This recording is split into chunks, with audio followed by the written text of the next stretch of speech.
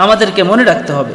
এজন্য আল্লাহ রাব্বুল আলামিন বলেন, ওয়ামা কানা লিমুমিনিন ওয়ালা মুমিনাতিন ইযা কাদাল্লাহু ওয়া রাসূলুহু আমরান আন ইয়াকুনা লাহুমুল খিয়ারাতু মিন আমরিহিম।